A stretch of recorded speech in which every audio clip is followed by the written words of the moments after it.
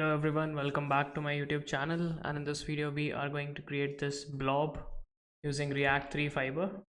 And when we hover into it, we get more intensity on the noise, so we'll see that also.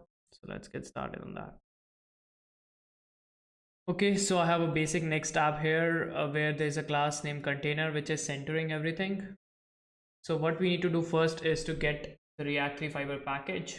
We go to React 3 Fiber, get the npm install and install React 3 Fiber. Once we have our React 3 Fiber, what we are going to do is to import canvas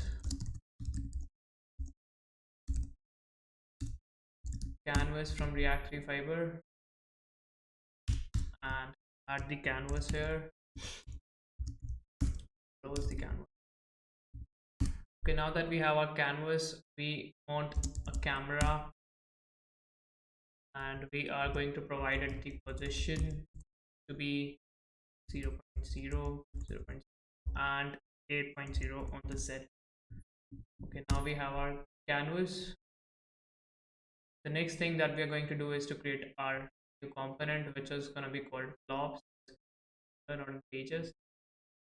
Set in the source, we call it components, and we are going to create another folder called Blob, and we are going to create an index.js file, and we are going to create a React component from it.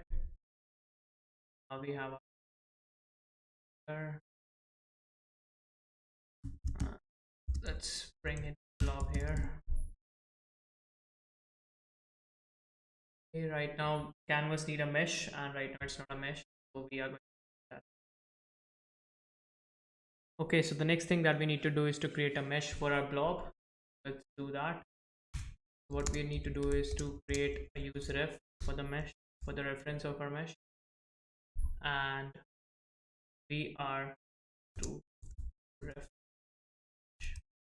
here, and we want the scale to be 0.5, and we want the position in the 3D space to coordinate 0.0 xy 0. And what mesh takes in is two things, which is one geometry and a material. So let's give it ico Shetron buffer geometry and give it the arcs to be 2 and 3.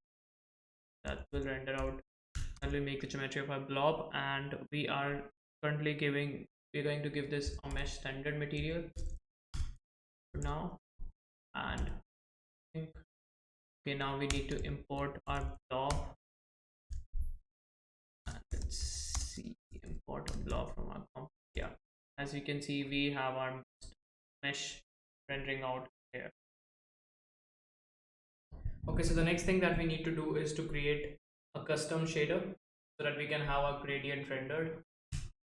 So let's how we create a custom shader is using shader material, and it takes in two functions. One is vertex shader and fragment. So in simple terms, vertex shader functions allow us to alter the geometry and make it, and a fragment shader is used to set the color of each pixel of the geometry. So let's see that one by one. Let's create a vertex shader and pass it function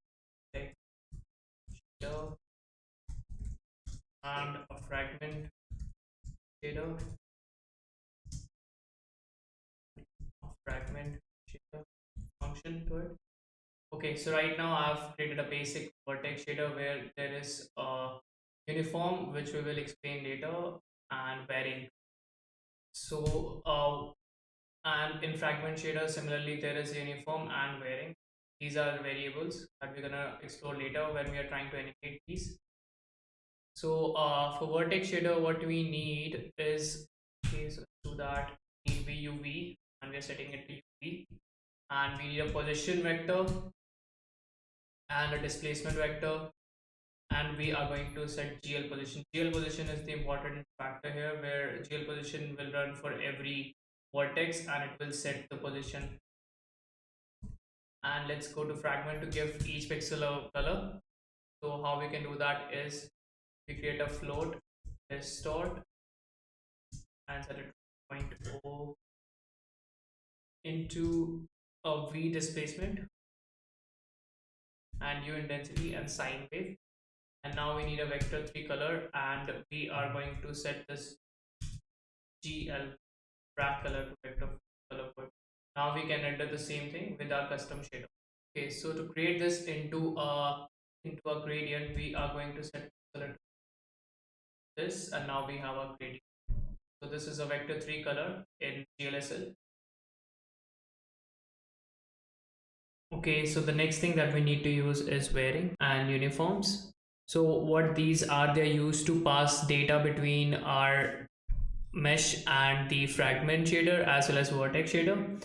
So as you've seen, we have created uniform and varying vectors inside vertex shader and fragment shader, and now we are going to make them dynamic using uniforms, and we're going to animate those so that we can have our blob animated.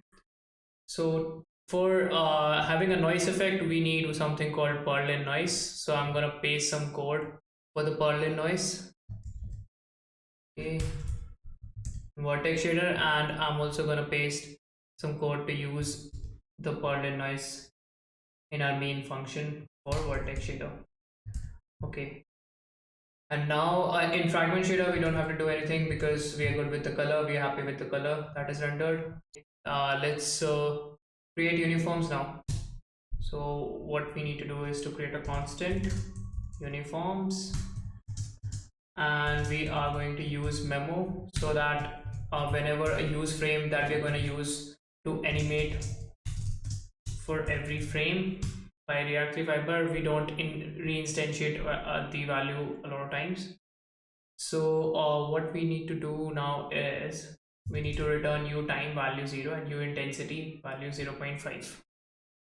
I think u 0.3 will be a good intensity value. Once we have that, we are going to pass in uniforms to our uniforms, and let's reload it. As you can see, the Perlin noise is making our blob in a blob like form. And now what we need is the animation part. So to do that, we need to use frame from React Three Fiber. So and we need what the callback gives us is a state, and we can take out the time from it. So we can take a time from state, and I'll be passing on those values. So I'll be pasting some code here, where what we are doing here is, as you can see, uniforms are passed in, and we'll see if mesh.current is there, then we are going to do that. Okay, it is asking for math utils, so we are going to get math utils function from 3, and I have pasted the code for hover, and so this is code is for hover. So we are also gonna have it here. So we're gonna use ref for that. As you can see, it is getting animated now, the blob. To have the hover effect, what we need is on pointer over, and we are going to create an arrow function and set the hover.current to be true, and on pointer out to be false. And when we hover, reload this. As you can see, the intensity is getting higher, and when we hover out, the intensity is low. Yep, that is it. Thank you for watching, and that's how you can create your awesome blobs.